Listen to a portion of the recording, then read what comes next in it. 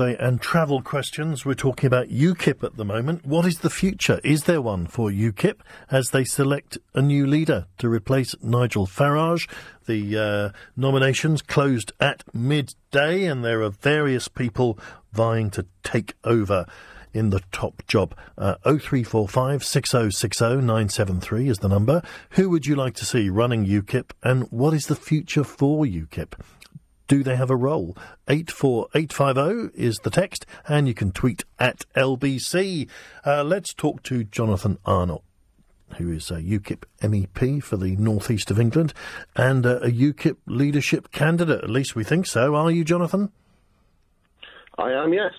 Good. You got your nomination in on time? Yes, of course I did. Well, you say of course, but there clearly was a problem with Stephen Wolfe, so do you think that will be sorted out? Well, I mean, I made sure that I got my nomination papers in well in advance of the deadline.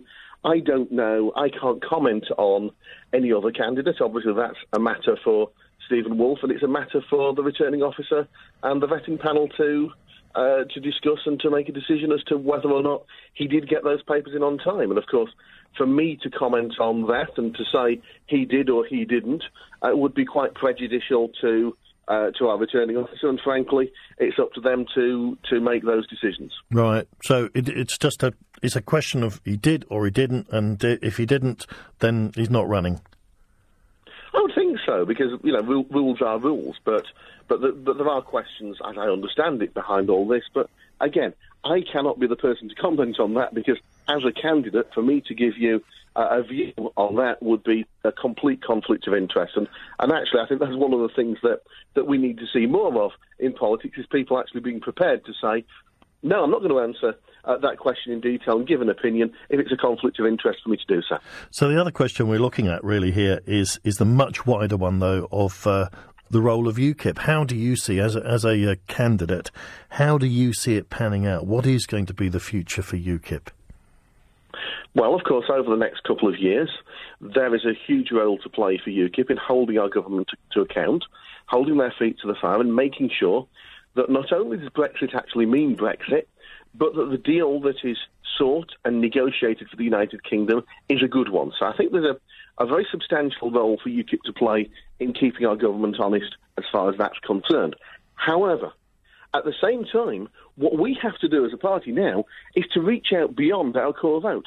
There were 3.8 million people who voted UKIP at a general election, but 17.4 million people who voted for Brexit in the recent referendum. So that suggests to me that there are over 13 million people out there who agree with UKIP, often on our core policies, but who wouldn't vote for UKIP as a general election. And what we need to do as a party is to make ourselves more attractive to those people. We need to be a party that talks about more than just the EU and immigration. So we need to start talking about issues that are impacting on working people, whether that's crime, whether that's education, whether actually we need to talk a little bit more about direct democracy, because we have been instrumental in saying that power must come back from Brussels to Westminster, but that's only half the job.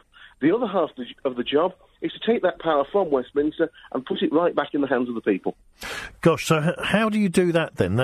That's your kind of extended message then. Once Europe's dealt with, you then put the power in the hands of the people and away from Westminster. How would that work? Is that devolution or changing the electoral system?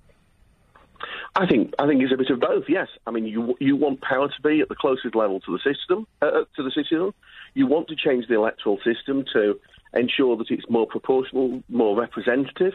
And I think the big thing for us is that we actually want to see direct democracy in this country. We want to see actually the success of the EU referendum when people participated in a level that we haven't seen at a general election for many, many years. Actually, that shows that when you put a political issue to the general public, they engage with it, they get involved. And so I'd like to see a right for citizens in this country, if they can get enough signatures on a petition, properly regulated, properly people on the electoral roll, they should be able to call a referendum on key moral and social issues, things that people don't have a say in at the moment in our democracy.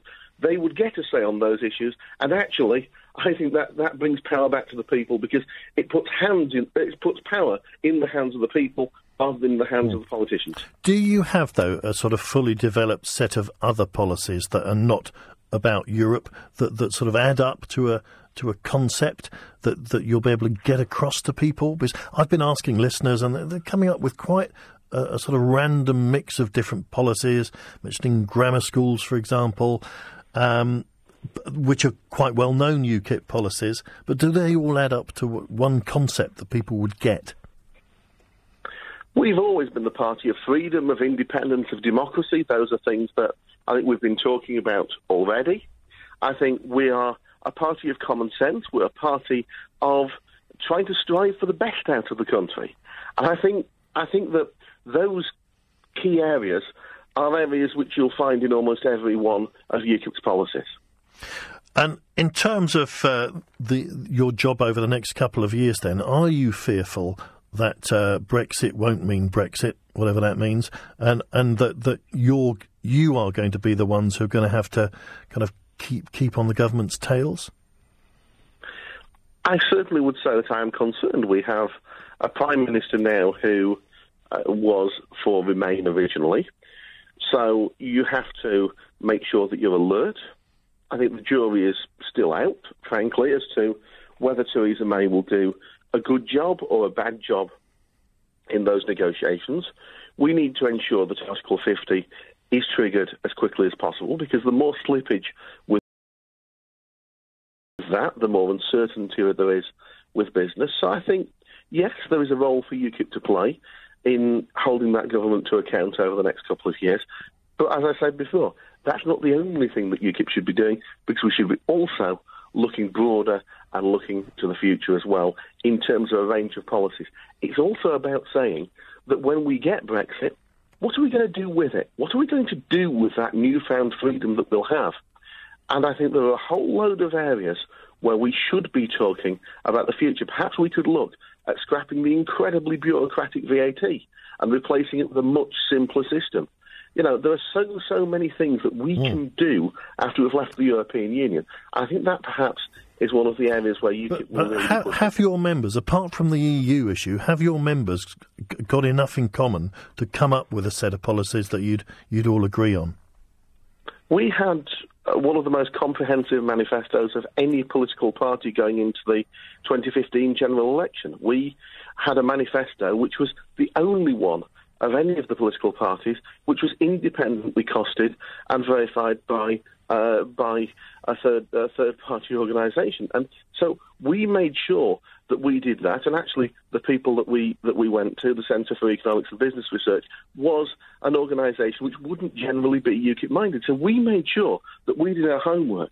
We made sure that all of our sums actually added up in that general election campaign. So I would say that UKIP has got a good track record of showing that we can develop a range of credible policies. And you start to see that when you see that other parties start taking on some of those policies or some of that rhetoric. And do you think you've got that special something then that Nigel Farage had? No.